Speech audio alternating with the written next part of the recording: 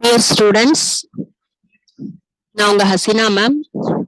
இன்னைக்கு நம்ம பார்க்க போறது 3rd ஸ்டாண்டர்ட் ஹிந்தி சாப்டர் 1 உடைய புக் பேக் எக்ஸசைஸ் தான் பார்க்க போறோம். புக் பேக் எக்ஸசைஸ் நான் இப்ப எழுதுறேன், நீங்க கவனிங்க. நம்ம சேனல் இன்னும் சப்ஸ்கிரைப் பண்ணாதவங்க சப்ஸ்கிரைப் பண்ணிருங்க, லைக்ஸ் பண்ணுங்க, உங்க ஃப்ரெண்ட்ஸ்க்கு ஷேர் பண்ணுங்க, அவங்களும் இது மூலமா பயனடையட்டும்.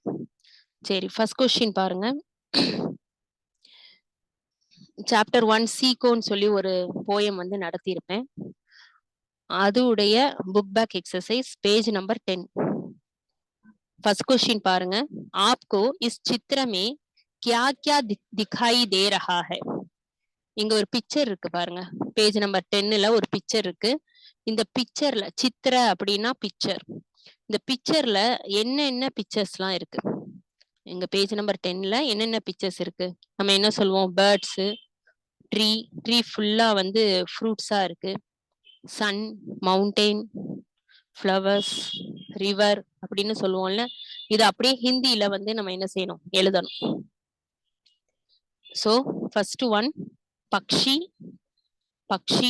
பேர்ட்ஸ், फल फ्रूट, सूरज सन, पहाड़ माउंटेन, पत्थर स्टोन, फूल फ्लावर्स, नदी रिवर. पक्षी, फल, सूरज, पहाड़, पत्थर, फूल, नदी. இதெல்லாமே இந்த பிக்சர்ல தெரியுது. आपको इस चित्र में क्या क्या दिखाई दे रहा है? हमें इस चित्र में அப்படின்னு சொல்லி போட்டுட்டு பக்ஷி, फल, सूरज, पहाड़, पत्थर, फूल, नदी दिखाई दे रहा है அப்படின்னு எழுதணும். हमको इस चित्र में இங்க இருக்கக்கூடிய எல்லா விஷயத்தையும் சொல்லிட்டு दिखाई दे रहा है पक्षी, फल,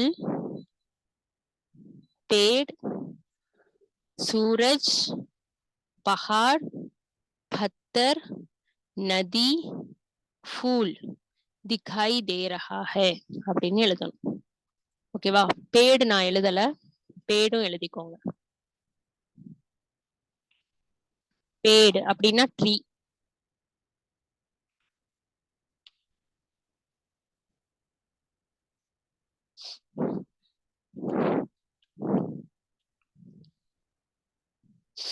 ஓகேவா?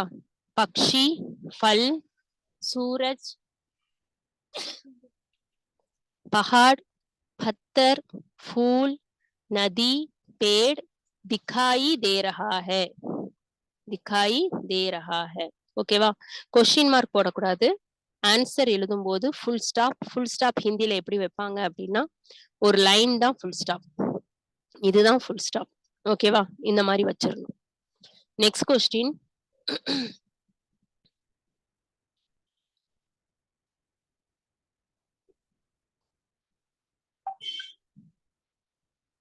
सेकेंड क्वेश्चन, इनमें से कौन कौन सी वस्तुएं आप प्रतिदिन देखते हैं? वस्तुएं அப்படின்னா திங்ஸ். இப்ப நீங்க பாத்தீங்கல்ல, இந்த பிக்சர்ல பார்க்கக்கூடிய விஷயங்கள்ல எதை டெய்லி பாக்குறீங்க?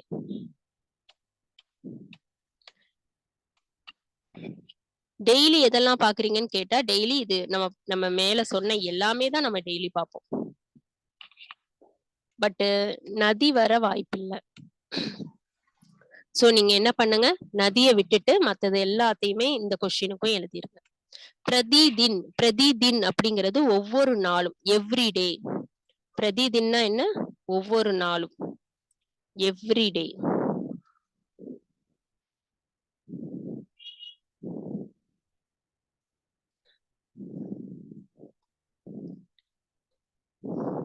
ओकेवा? थर्ड क्वेश्चन, उगते हुए सूरज को देखकर आपके मन में किस प्रकार के भाव आते हैं? उगते हुए सूरज को देखकर சன் சைன், சன் ரைஸ் ஆகுதுல்ல, அந்த சன் சைனை பார்த்து உங்க மனசுல என்ன மாதிரியான ஒரு எக்ஸ்பிரஷன், பாவ் அப்படின்னா எக்ஸ்பிரஷன் உருவாகுது? என்ன ஃபீல் பண்றீங்க? ஓகேவா? அதான் கொஸ்டின். சோ ஆன்சர் பாருங்க. उगते हुए सूरज को देखकर हमारे मन में नई शुरुआत का भाव आता है. ஒரு நியூ டே, ஒரு ஒரு நியூ டே உடைய பிகினிங் வந்து நமக்கு தெரியுது. ஒரு நாளுடைய தொடக்கம் வந்து நமக்கு தெரியுது. उगते हुए सूरज को देखकर हमारे मन में नई शुरुआत का भाव आता है. भाव அப்படின்னா ஃபீல். நம்ம எப்படி ஃபீல் பண்றோம்? ஒரு நியூ டே வந்து நமக்கு கிடைச்சிருக்கு, ஒரு நியூ டே வந்து ஸ்டார்ட் ஆயிருக்கு அப்படிங்கிறத நம்ம ஃபீல் பண்றோம். उगते हुए सूरज को देखकर आपके मन में किस प्रकार के भाव आते हैं? उगते हुए सूरज को देखकर आपके मन அப்படின்னு இருக்குல்ல, அதுல हमारे मन में, आपके मन मेंங்கிறதுல आपके எடுத்துட்டு என்ன பண்ணும்? हमारे मन में किस प्रकार அப்படிங்கிறதுக்கு பதிலா என்ன எழுதணும்? அதான் கொஸ்டின். என்ன மாதிரியான ஃபீலிங்ஸ், என்ன மாதிரியான எக்ஸ்பிரஷன் வந்து நீங்க உங்களுக்கு தோணுது? நை ஷுருவாத் கா பாவ் ஆத்தா ஹை. ஒரு நியூ டே உடைய பிகினிங், ஒரு புதிய நாளுடைய தொடக்கம் வந்து நமக்கு தெரியுது. Last question.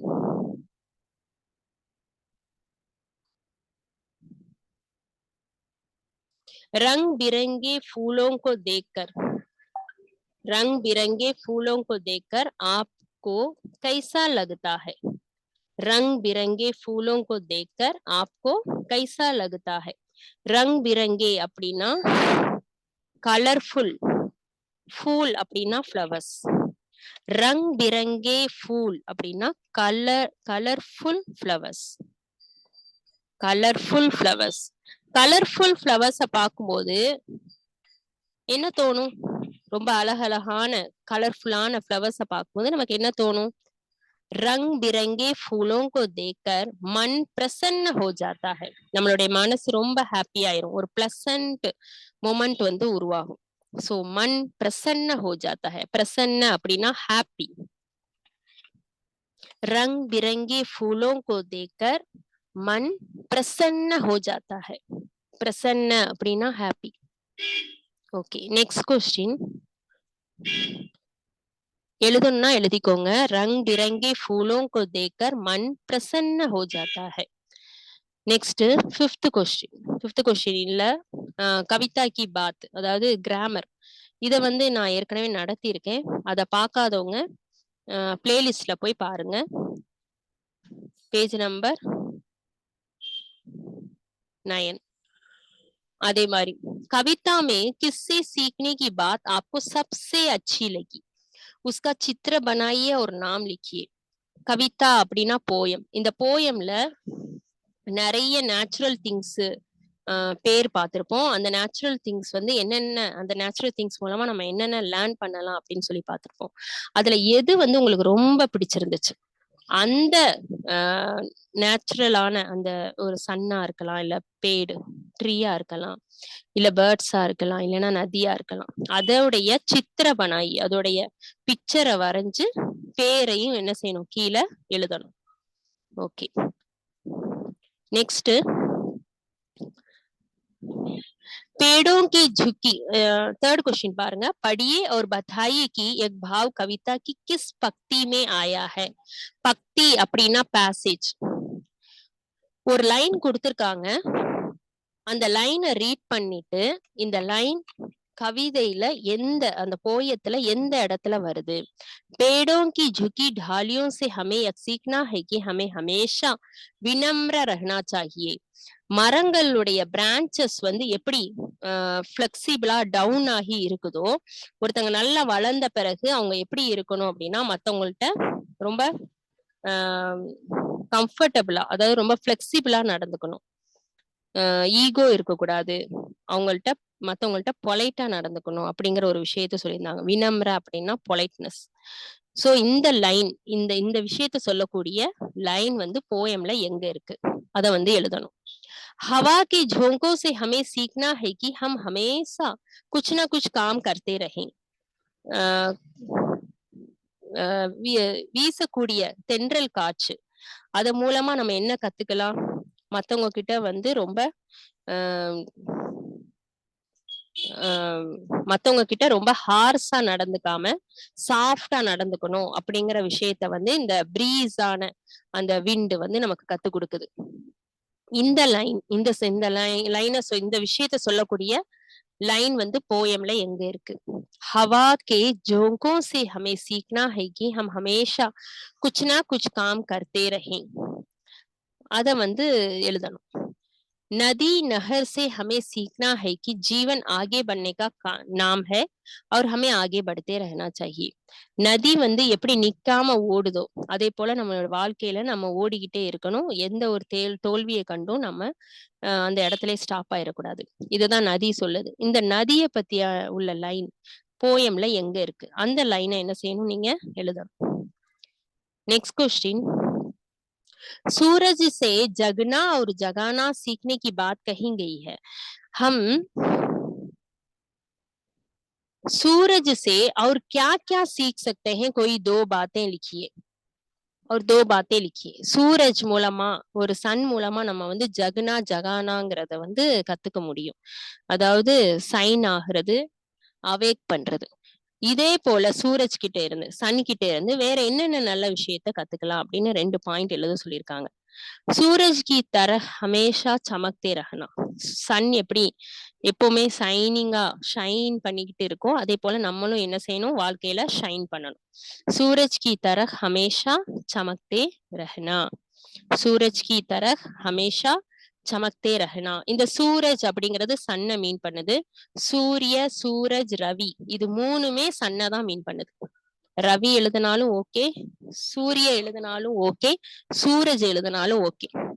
நெக்ஸ்ட், சப்கோ பிரகாஷ் தேனா. எல்லாருக்கும் என்ன கொடுக்கணும் அப்படின்னா வெளிச்சத்தை கொடுக்கணும். சபிகே ஜீவன்கோ பிரகாஷித் கர்னா. எல்லாருடைய லைஃபையும் ஒளிமயமா மாத்தணும். இது ரெண்டையுமே வந்து நம்ம சன்னுங்கிற அந்த நேச்சுரல் திங்ஸ் மூலமா என்ன செஞ்சுக்கலாம்? லேர்ன் பண்ணிக்கலாம். சப்கோ பிரகாஷ் தேனா, சபிகே ஜீவன்கோ பிரகாஷித் கர்னா. அதாவது மத்தவங்களோட வாழ்க்கையை பிரைட்டா ஒளிமயமா மாத்துறது, எல்லாருக்கும் ஒளியை கொடுக்கறது, அதாவது ஒரு நல்ல விஷயத்த வந்து ஏற்படுத்தி கொடுக்கறது. சபிகே ஜீவன்கோ பிரகாஷித் கர்னா, மத்தவங்களுடைய வாழ்க்கையில ஒரு ஒளிமயத்தை வந்து உண்டாக்குறது. இன்னைக்கு கிளாஸ் இவ்வளவுதான். வீடியோவை லைக் பண்ணிட்டு ஃப்ரெண்ட்ஸ்க்கு ஷேர் பண்ணுங்க. சப்ஸ்கிரைப் பண்ண மறக்க வேணாம். தேங்க்யூ.